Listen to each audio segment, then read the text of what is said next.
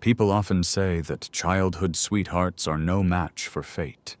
Yet I was fortunate enough to marry my childhood friend, Mary. Little did I know that until the very end of her life, she never truly loved me. In the moment of the accident, with her last bit of strength, she pressed the shard of glass that had pierced my neck, whispering, "I would give anything to meet Tom again." Then, she picked up the piece of glass, and without hesitation, plunged it into her own neck. When I woke up again, the first thing I saw was Mary rushing into Tom's arms, right there in front of everyone. On the way to the divorce, Mary and I sat in the back seat of the car, as if a vast, unbridgeable chasm lay between us. "Is divorce absolutely necessary?" I asked. "Yes," Mary replied, expressionlessly. "Tom is back. I've missed him for too long." As she finished speaking, the corners of her mouth unconsciously curled into a faint smile. Since our marriage, I had rarely seen her smile like that. Suddenly, her phone chimed with a message notification. Mary's face instantly turned as pale as paper. Her body began to tremble slightly, and tears streamed uncontrollably down her cheeks. Even while crying, she maintained that cool, noble demeanor. I picked up a handkerchief, just about to hand it to her, when she suddenly jumped up as if she had gone mad, reaching out to snatch the steering wheel from the driver's hands. "Tom committed suicide! He's dead, and I will never see him again! It's all your fault! Let's die together!" The driver was terrified and tried to grab the steering wheel, but it was too late. The car crashed straight into the large truck ahead.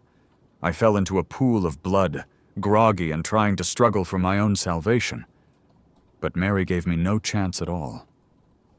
Despite her arms being severely deformed, she endured the excruciating pain and pressed all the glass shards embedded in my neck down further.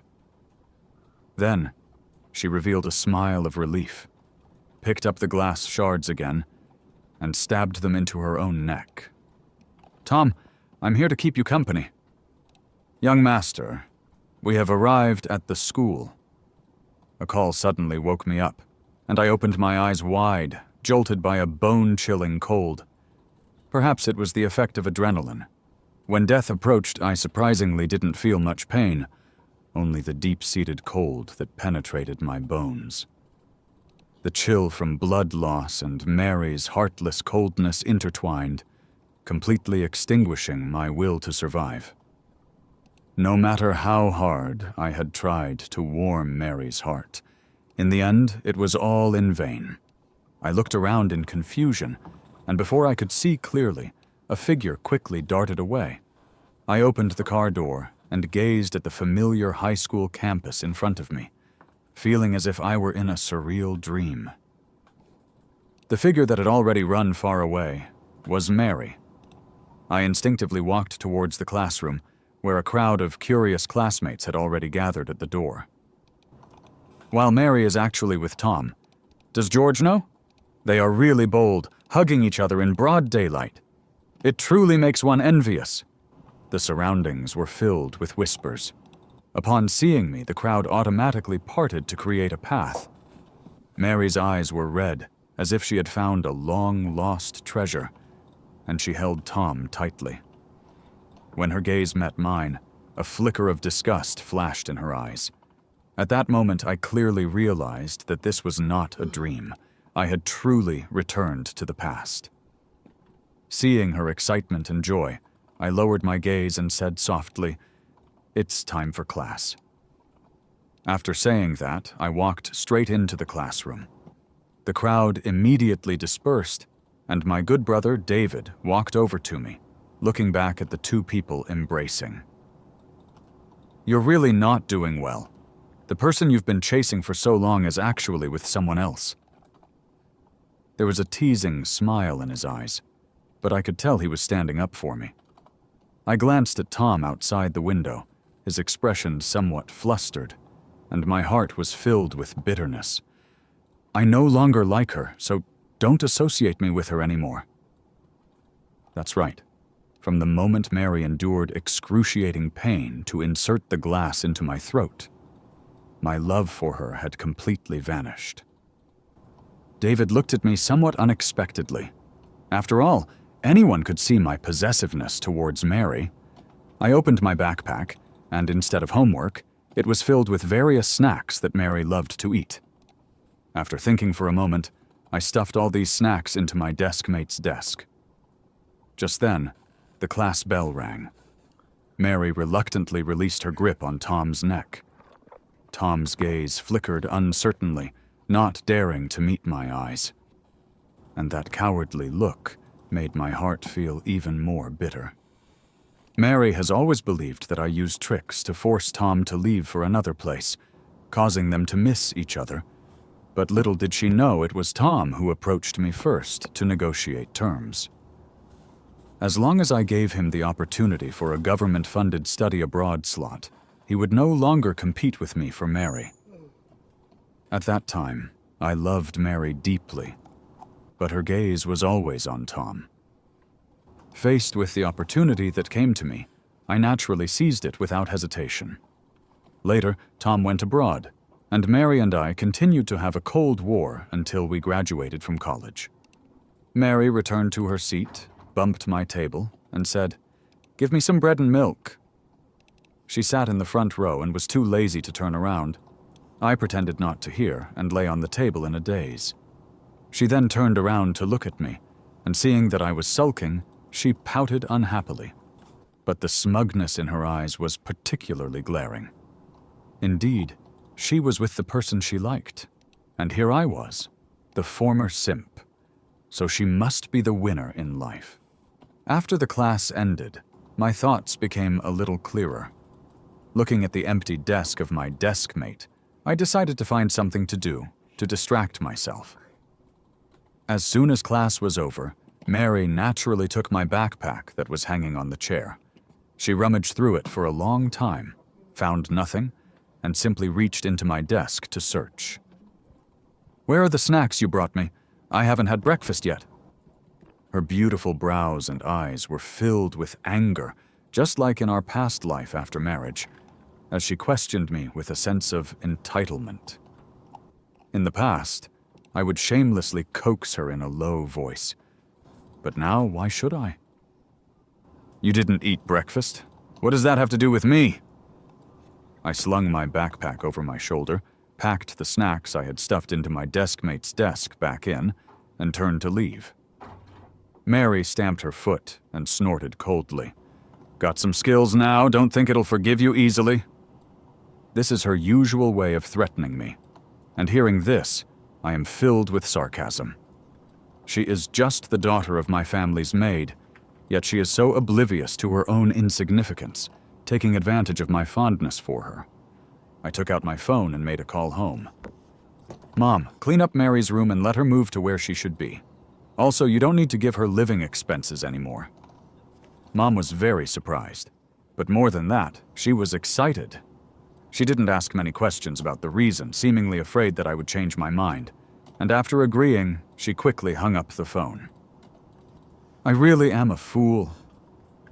To please Mary, I once threatened my family with my studies and treated her like a daughter. Not only did I prepare a separate room for her, but I also covered all her living expenses, and her monthly allowance was even higher than mine. Looking back now, I really want to slap myself a few times. After I asked the homeroom teacher for my desk mate's address, I rushed over immediately.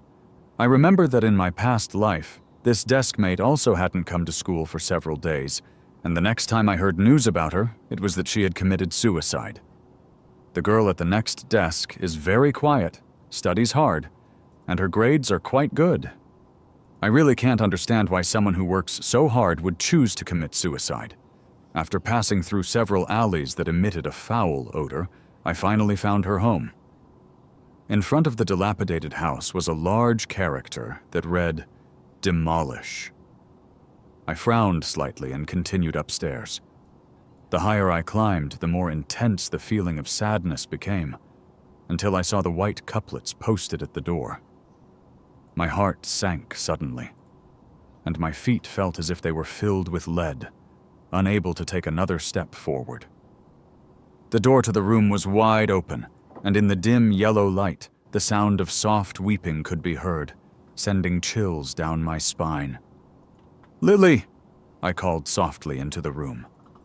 The sobbing in the room abruptly stopped, and then a slender girl walked out. Her eyes were red and swollen, and when she saw me, a hint of color finally appeared on her otherwise lifeless face. "You? How did you find my house?" "I see you didn't go to class, so I came to check on you." She stood at the door, showing no intention of inviting me in to sit. I gathered my courage and said, "Aren't you going to invite me in to sit for a while? I brought you my notes from the past few days." Lily took a deep breath and reluctantly made way for a path. As soon as I entered, I saw a memorial photo of a kindly-looking elderly lady placed in front of the dining table. Next to the table, there was a particularly conspicuous bottle. I had never seen pesticide before, but I knew that the bottle contained pesticide. I was suddenly flustered. "You wouldn't drink this, would you?" Lily nervously tried to hide the bottle, but I was quick and snatched it away. "Come on, let's go to the hospital." She stood firmly in place. "Lily, what are you doing? Your grandmother worked so hard to raise you. She must hope to see you live a happy life." Lily completely broke down, squatting on the ground with her face in her hands, crying. I studied hard, desperately trying to escape my fate, but what's the result? We were about to sign the demolition contract, yet the developer suddenly backed out. My grandmother is still waiting for the demolition money to save her. Why? Why give me hope, only to let me despair? After understanding the situation, I realized that Grandma Lily chose to commit suicide to avoid burdening Lily when she learned that the relocation was hopeless. My heart was filled with mixed emotions because it was I who had threatened my dad to withdraw the relocation. Dad bought some land to prepare for development to ensure that Mary's family could receive the compensation for relocation. I convinced Dad to invest in their area first. Because of this action, the relocation for Lily's family was delayed. I never expected that this would lead to the loss of 2 lives. And after Mary's family received the compensation, they not only showed no gratitude, but also said it was just their good luck and told me not to think of taking credit for it. Living is really too exhausting, and I no longer have the motivation to keep going. I earnestly persuaded her for a long time, and I don't know which words touched her, but her eyes finally regained a bit of sparkle. To prevent her from doing anything foolish again, I quickly ran downstairs to buy her a mobile phone. Seeing that there was no food at her home, I also left all the snacks in my bag for her. By the time everything was done, it was completely dark outside. At that moment, Mary called. As soon as the call was answered, a voice filled with mockery and questioning came through. "George, you better get your ass back here." The tone of that command was as if ordering a dog. I took a deep breath and called Dad. Today I was so focused on comforting Lily that I almost forgot to cancel the demolition at Mary's house. Dad said earnestly, "You've grown up too. I won't stop you from pampering a woman, but don't let it turn her into a thankless person." Back home, Mary was elegantly sitting on the sofa, delicately holding a fork to eat fruit. Her mother looked at her with a face full of satisfaction. Seeing me, Mary frowned, crossed her legs, and rubbed her forehead, saying, "Your mom threw all my things out of my room. You need to take care of it quickly." The tone of her command made it seem as if she were the mistress of the house. In the last life, that was indeed the case, but now she clearly hadn't grasped the situation. Mom stood by, staring at me intently, afraid that I would threaten her again. I glanced at Mary and said, "If you throw it away, then throw it away. A maid's daughter living in the master bedroom for so long really thinks too highly of herself." Mary clearly didn't expect me to say that. Her eyes filled with disbelief. "Mom, what are you doing? The daughter of a nanny is enjoying herself in my house. Does she deserve it?" I picked up the half-eaten fruit in front of her and disdainfully threw it into the trash can. I knew this action would definitely anger Mary. Sure enough, Mary stood up, walked in front of me, and slapped me without hesitation. "George, you are too much!" She touched her hand, looking at me with grievance, waiting for me to comfort her. That's right, in my past life. When she got angry and hit me, I would still lean in and ask her if it hurt, telling her not to do it herself next time.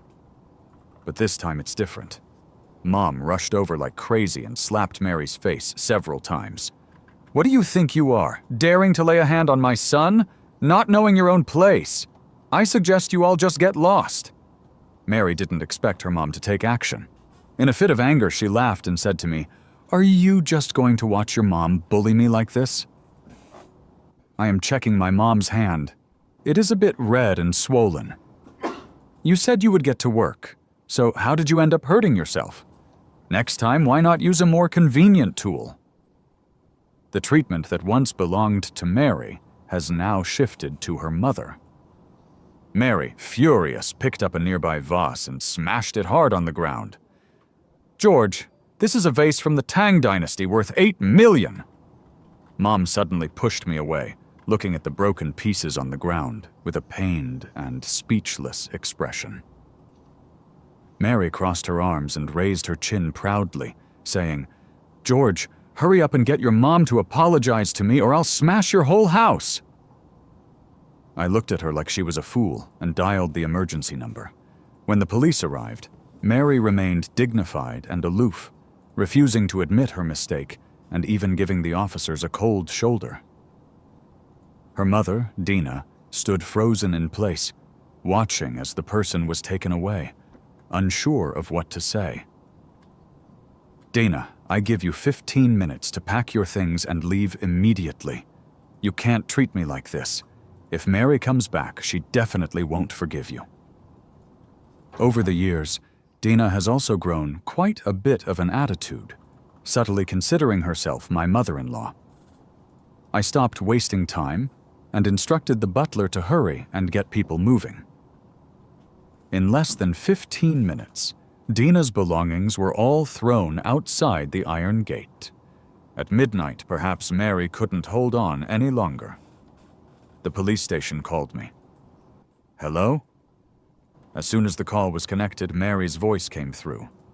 "I am the future Mrs. George, so you better let me go. Otherwise, I will remember all of you, and none of you can expect a promotion."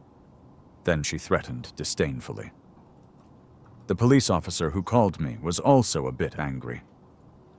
"You just want to bail her out, but we won't release her. It's too insulting." "Officer, she's just the daughter of our housekeeper, and the housekeeper was just fired as well. You can handle it however you see fit. If she can't come up with the compensation money, then deal with it according to the law." After saying this, I immediately blacklisted everyone related to Mary. I originally thought Mary would stay in the detention center for at least a day or two, but unexpectedly, I ran into her at school the next day. She sat in her seat, her eyes red as she watched me pass by. Tom kindly helped her wipe away her tears. Seeing that I was indifferent, Tom turned to me and said, "I've heard everything, George. You really went too far this time. Hurry up and apologize to Mary. I bailed her out last night, and you need to transfer the bail money to me. 10 million?" With that, he placed a payment code in front of me. "Tom, don't be so submissive to him. I want to forgive him," Mary said, giving me a fierce glare. I was just staring blankly at my deskmate's seat, wondering why she hasn't arrived yet. Could it be? I was just about to ask for leave to take a look when Lily walked in slowly with her backpack. Upon seeing me, she gave me a slight nod. I finally breathed a sigh of relief. Seeing that I ignored her, Mary impatiently turned around to talk to me. "George, you hurry up and return the bail money to Tom, and you need to give him an extra $10,000. He helped you so much last night." Tom's eyes lit up upon hearing this, and he pushed the payment code in front of me again. I scoffed and asked, "May I ask what he has helped me with?" At this time, the classmates in the class arrived one after another, and everyone turned to look at us. Mary's face turned red, and then, as if she understood something, she sneered. "Aren't you just jealous that Tom is with me?" "Yes, you are together with him, and it's only natural for him to help you. Why do you still want to ask me for money? What? You don't expect me to spend money to support your relationship, do you?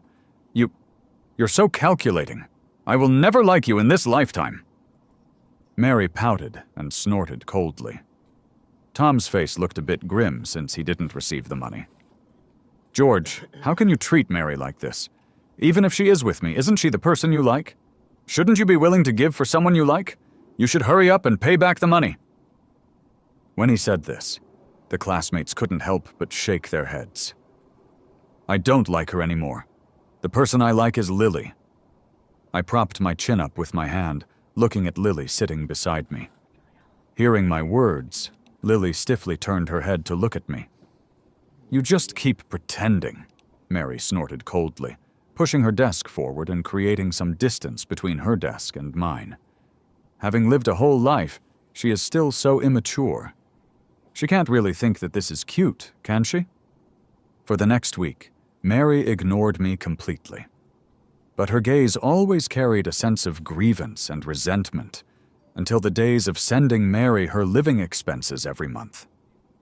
On that day, she was restless, constantly pulling out her phone to check. By the time school was over in the afternoon, she still hadn't received her allowance and could no longer sit still.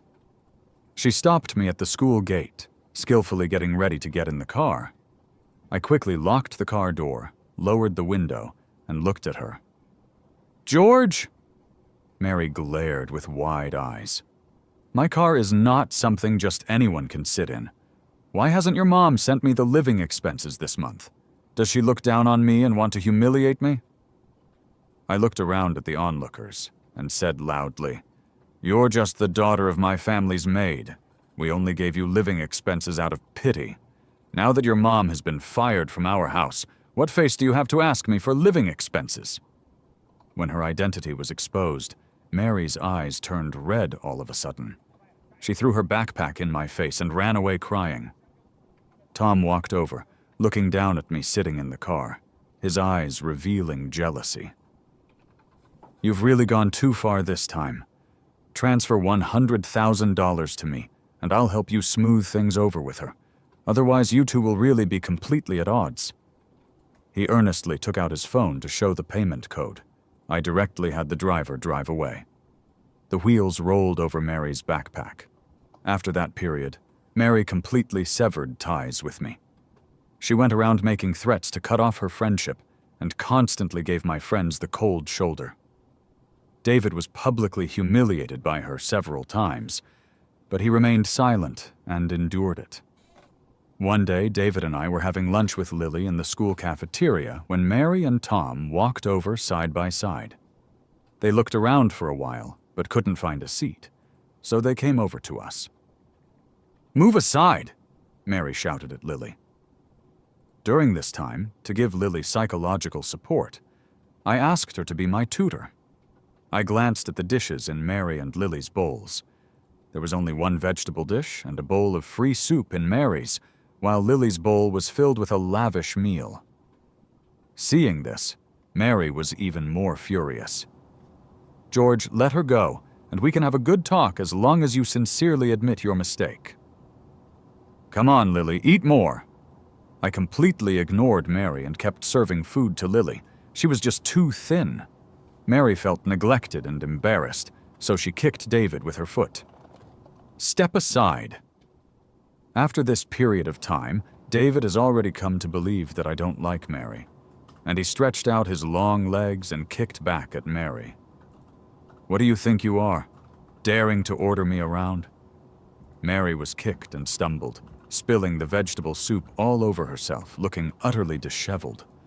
I looked at all of this coldly, feeling a bit amused inside. Mary always thought that others respected her because she deserved it. In fact, without me, no one would give her any face at all. Mary was overwhelmed with shame, and Tom also felt very embarrassed. He quickly pulled Mary away and left. As soon as the others left, Lily immediately pushed my hand away.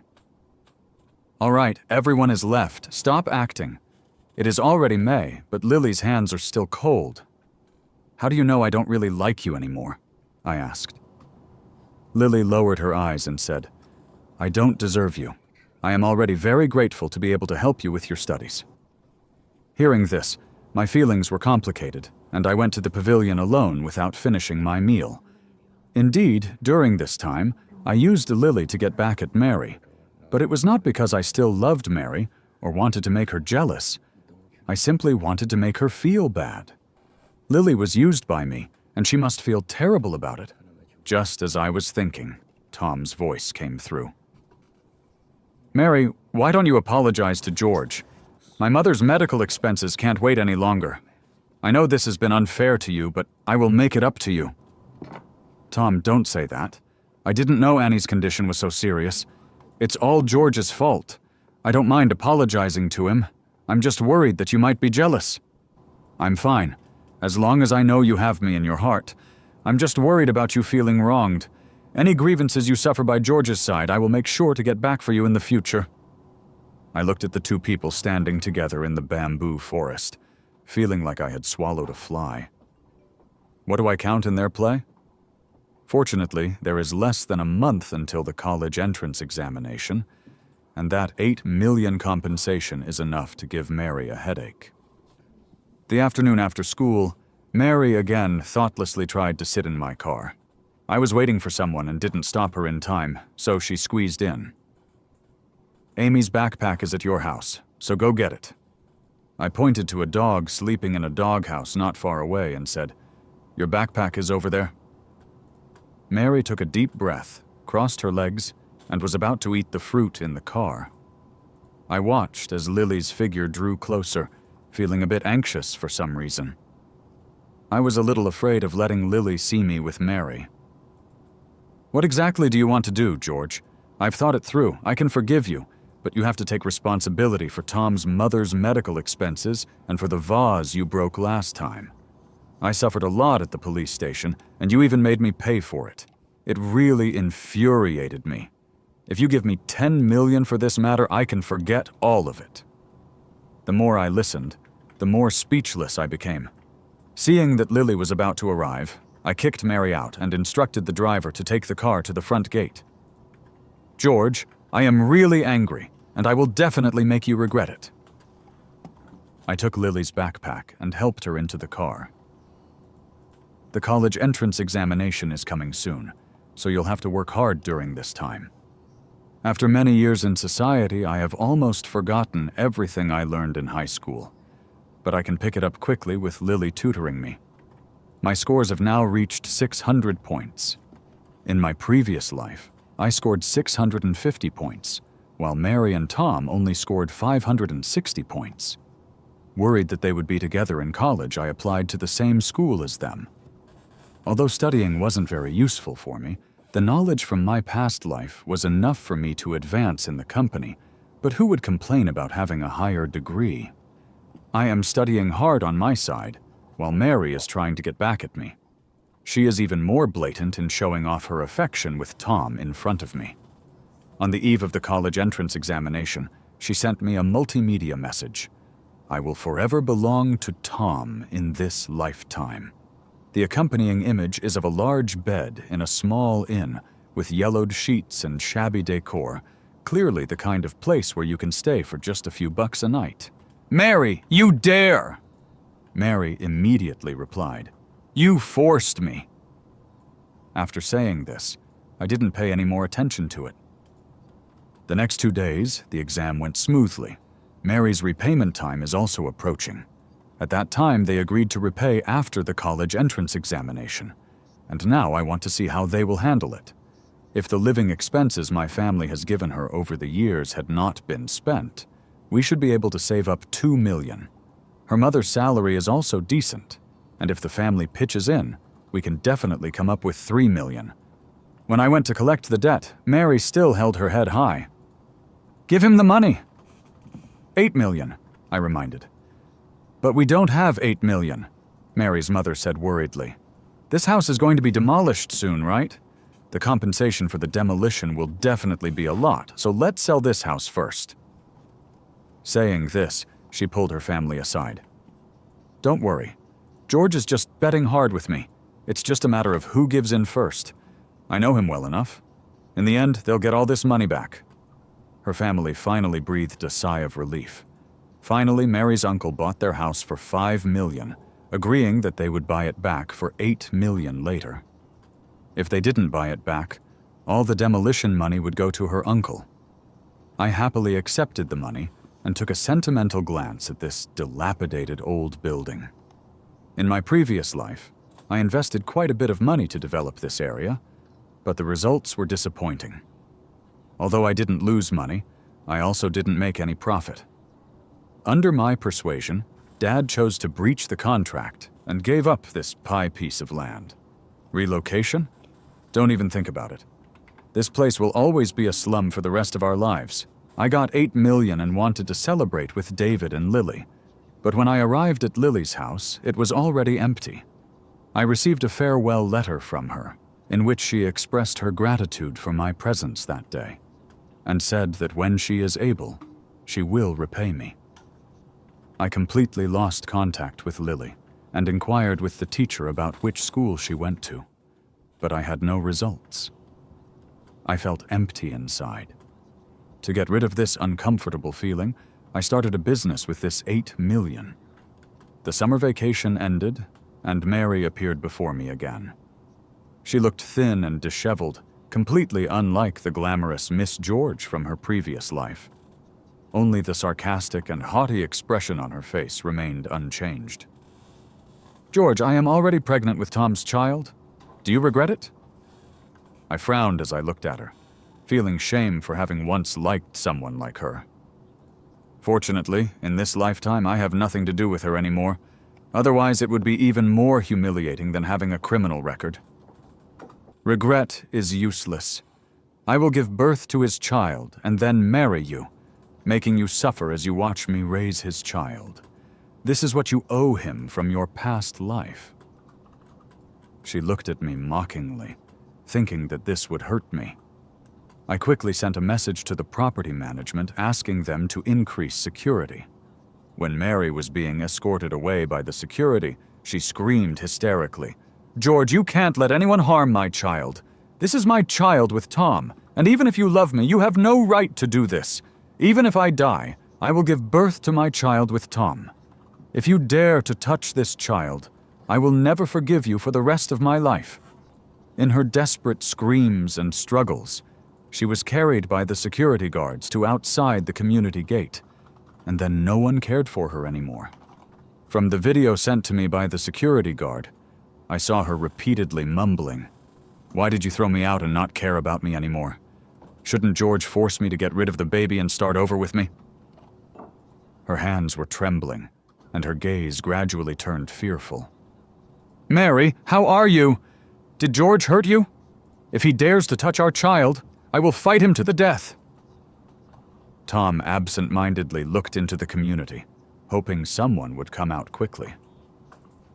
He didn't do anything. Do you think George is giving up on me? Mary anxiously grabbed Tom, feeling something slipping away. Tom also looked bewildered. Have you been inside already? Yes. Tom furrowed his brow tightly. Then how could he remain indifferent? The two fell into confusion. I turned off the video and I no longer wanted to know about Mary. In her sophomore year, Mary somehow found my contact information and angrily questioned me. Is it you again? I am a bit confused. I've almost forgotten what kind of person she is. What did you use tricks to force Tom to go abroad again? Do you know how much he suffered overseas in his past life?